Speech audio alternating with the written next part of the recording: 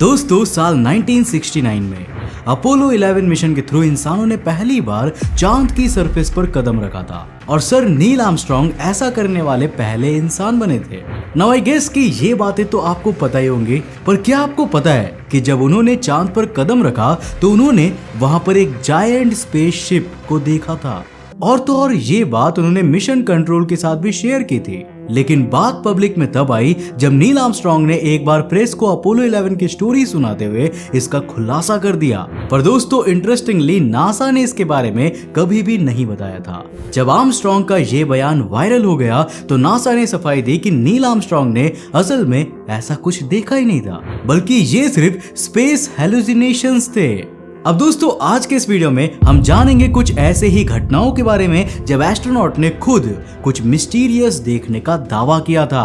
Video के and में आपको तय करना है कि किसने सही देखा था और किसने गलत कहानी रची थी। तो हेलो गाइस, मैं हूं कौशिक और चलिए शुरू करते एक नए एपिसोड को।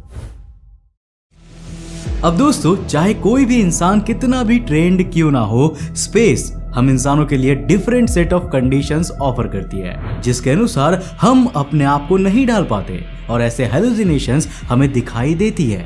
साल 1981 में व्लादिमीर कोवालेनोक के साथ भी कुछ ऐसा ही देखने को मिला था। दरअसल उन्हें 2 महीने के लिए सोवियत यूनियन के सैल्यूट 6 स्पेस स्टेशन पर भेजा गया था। अब इस दौरान जब एक बार वो फिजिकल एक्सरसाइज कर रहे थे तब उन्होंने स्पेस स्टेशन के बाहर एक गोल्डन कलर का स्फीयर देखा। अब कुछ पलों तक वो स्फीयर उनके नजरों के सामने घूमता रहा और फिर 2 अलग अलग स्फीयर्स में टूट गया। जब वो टूट रहा था तो वहां पर व्हाइट कलर की स्मोक भी दिखाई दे रही थी। नाउ इसके बाद वो स्फीयर अचानक से गायब हो जाता है। अब वैज्ञानिकों का कहना है कि क्योंकि व्लादिमीर कोवालेनोक फिजिकल एक्सरसाइज कर रहे थे तो हो सकता है कि उनकी बॉडी में ऑक्सीजन की कमी हो गई हो और इसके कारण उन्हें हाइपोक्सिया हेलुसिनेशंस का सामना करना पड़ा हो। दरअसल दोस्तों जब हमारे ब्रेन तक इनफ ऑक्सीजन नहीं पहुंच पाती और बॉडी में कार्बन डाइऑक्साइड की मात्रा तेजी से बढ़ जाती है तो ब्रेन की फंक्शनिंग अजीब ढंग से काम करने लगती है और इसे ही हाइपोक्सिया हेलुसिनेशन कहते हैं। अब अपने एक पिछले वीडियो में मैंने आपको गॉर्डोन कूपर की स्टोरी भी सुनाई थी। साल 1963 में नासा ने मर्क्यूरी एटलास मिशन में गॉर्डोन कूपर को स्पेस में भेजा था। अब कूपर अपनी स्पेसशिप की विंडो से स्पेस का खूबसूरत नजारा देख रहे थे, पर तभी अचानक से उन्हें एक स्ट्रेंज चीज दिखती है। एक हरे रंग का स्फीयर स्पेसशिप के पास आता है और घूमने लगता है। अब कूपर अगले 2-3 मिनट्स तक उसे लगातार देखता रहता है, यहाँ तक कि वो मिशन कंट्रोल को भी इसके बारे में बताते हैं। अब उनके अनुसार ये और कुछ नहीं बल्कि एलियंस का यूएफओ था।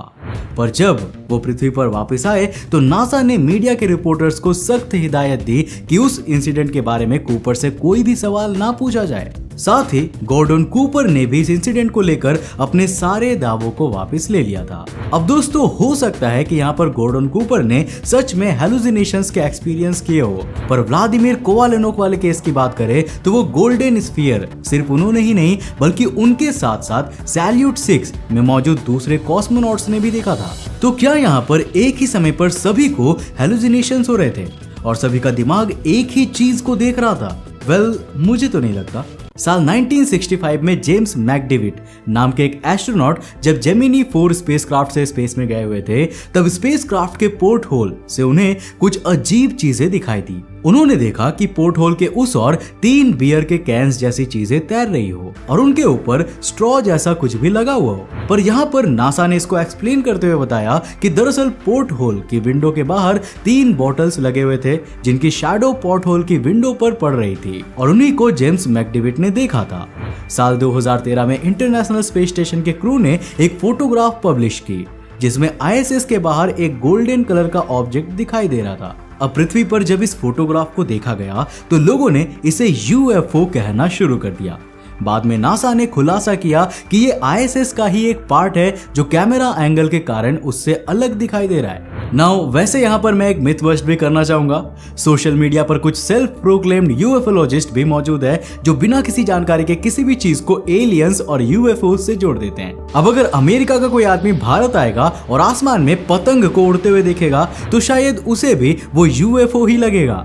कहने का मतलब है कि जब तक हमें किसी जगह की एग्जैक्ट कंडीशंस और वर्किंग का अता पता ना हो, हमें उसके बारे में फेक न्यूज नहीं फैलानी चाहिए। अब पिछले कुछ सालों से सोशल मीडिया पर ऐसी पोस्ट वायरल होती है जहां आईएसएस के पास दिखने वाले गोल्डन ऑब्जेक्ट्स को यूएफओ और एलियन से जोड़ा जाता है, पर असल में ऐसा कुछ भी नहीं है। अब ये गोल्डन ऑब्जेक्ट्स दरअसल एस्ट्रोनॉट्स का यूरिन और दूसरा वेस्ट होता है जिसे आईएसएस से बाहर डंप कर दिया जाता है। अब नासा ने आईएसएस में अपने एस्ट्रोनॉट्स के वेस्ट को डिस्पोज करने के लिए एडवांस टेक्नोलॉजी के इक्विपमेंट लगाए हुए हैं, पर रशियन कॉस्मोनॉट्स ऐसे ही अपना वेस्ट डिस्पोज करते हैं। अब दोस्तों यहाँ पर मैं आपको ऐसे फेनोमेनन के बारे में बताने वाला हूँ जो सिर्फ एस्ट्रोनॉट्स ही एक्सपीरियंस कर सकते हैं, और इसका नाम है एस्ट्रोनॉट्स आई।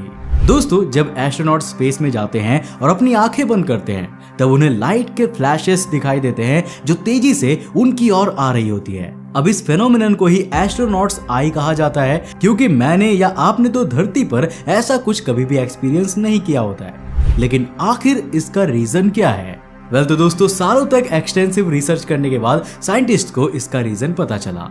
दरअसल दोस्तों, ये फ्लैशेस स्पेस में मौजूद कॉस्मिक रेज का नतीजा होता है जो इतनी ज्यादा पावरफुल होती है कि बंद आंखों में भी ये आईलिड्स को क्रॉस करके हमारी रेटिना से टकरा जाती है। पर क्या होगा अगर किसी को लाइट फ्लैशेस की जगह स्पेस में नाचता फायरफ्लाइज का ग्रुप दिख जाए तो? जी हाँ दोस्तों, साल 1962 में जॉन ग्लेन पृथ्वी को ऑर्बिट करने वाले फर्स्ट अमेरिकन बने थे। अब स्पेस में अपनी यात्रा के दौरान उन्होंने मिशन कंट्रोल को बताया कि उन्हें अपनी स्पेसशिप के पोर्ट होल के बाहर फायरफ्लाइज का एक ग्रुप दिख रहा है। अब मिशन कंट्रोल में बैठे वैज्ञानिक उनकी ये बात सुनकर हैरान रह गए, पर सालों की खोज के बाद पता चला कि ये तो बहुत ही नॉर्मल सी चीज है। अब चलो इसे मैं एक एग्जांपल से समझाता हूँ। दरअसल जब हम किसी ग्लास में फ्रिज का ठंडा ठंडा पानी भर देते हैं तो आपने देखा होगा कि उसके सरफेस के बाहर कुछ वाटर ड्रॉपलेट्स जम जाती है। ये वाटर ड्रॉपलेट्स ग्लास के अंदर और बाहर के टेम्परेचर डिफरेंस के कारण कंडेंसेशन की वजह से जमती है। अब यही सेम फेनोमेनन हमें स्पेस में भी देखने को मिलता है। दरअसल जॉन ग्लेन की स्पेसशिप के पोर्ट होल के विंडो पर अंदर और बाहर के टेम्परेचर डिफरेंस के कारण कंडेंसेशन ड्रॉपलेट्स जम गई थी। अब स्पेस रेडिएशन के कारण इन्होंने येलोइश कलर धारण कर लिया और ऐसे बनी जॉन ग्लेन की फायरफ्लाइज। अब बात करते हैं नासा के एस्ट्रोनॉट स्टोरी मुस्ग्रावे की। अब दोस्तों, नाम में जरूर स्टोरी है, बट इनकी बातों पर हम 100% बिलीव कर सकते हैं। ये दुनिया के एकमात्र ऐसे एस्ट्रोनॉट है जिन्होंने नासा की सभी 5 स्पेस शटल में सवारी की थी। अब अपने स्पेस मिशन के दौरान 2 बार उन्होंने स्पेस में उड़ती ईल शेप की ट्यूब्स के बारे में जिक्र किया था। ये ट्यूब्स उनकी स्पेसक्राफ्ट से कनेक्टेड नहीं थी और ना ही कोई नॉन स्पेस डिब्रीज की तरह लग रही थी।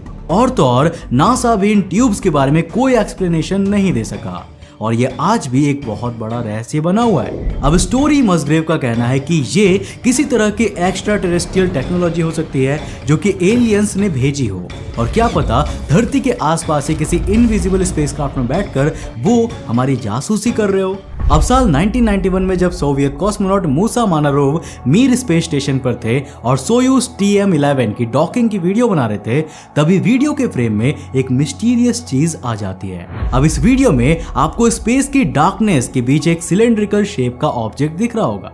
मूसा के अलावा मीर स्पेस स्टेशन पर मौजूद दूसरे कॉस्मोनॉट्स भी इसे देख पा रहे थे।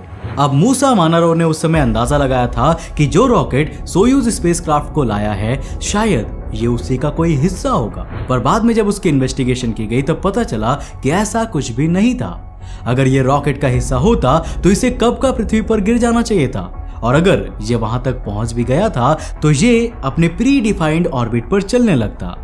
लेकिन दोनों में से कुछ भी नहीं देखने को मिला। मूसा के अनुसार जब वो इस वीडियो को बना रहे थे तब उनका कैमरा फुल जूम कैपेसिटी पर था। इस हिसाब से जब वैज्ञानिकों ने इस सिलेंड्रिकल ऑब्जेक्ट की अप्रोक्सीमेट साइज का पता लगाने की कोशिश की तो इसका रिजल्ट आप खुद स्क्रीन पर देख सकते हो। अब इसकी साइज आईएसएस से भी कई गुना बड़ी होनी चाहिए। तो अब सवाल उठता है कि आखिर यह ऑब्जेक्ट था क्या? इसका जवाब किसी के पास भी नहीं है। वैसे आप इसके बारे में क्या सोचते हो हमें नीचे कमेंट करके जरूर बताना, और साथ ही साथ आज के इस वीडियो में दिखाए गए घटनाओं में से आपको कौन कौन सी घटनाएं रियल लगती है और कौन कौन सी फेक, नीचे कमेंट में जरूर बताना। दोस्तों मुझे उम्मीद है कि आज का ये वीडियो आपको काफी पसंद आया होगा। अगर पसंद आया तो उसे लाइक करने के साथ साथ अपने फ्रेंड्स के साथ जरूर शेयर करना। अगर आपने उस चैनल पे और इंटरेस्टिंग वीडियोस को देखना चाहते हो तो इस चैनल को सब्सक्राइब करने के साथ साथ नोटिफिकेशन बेल को ऑन कर देना ताकि आप देख सको हमारे वीडियो सबसे पहले। तब तक के लिए बाय, जय हिंद।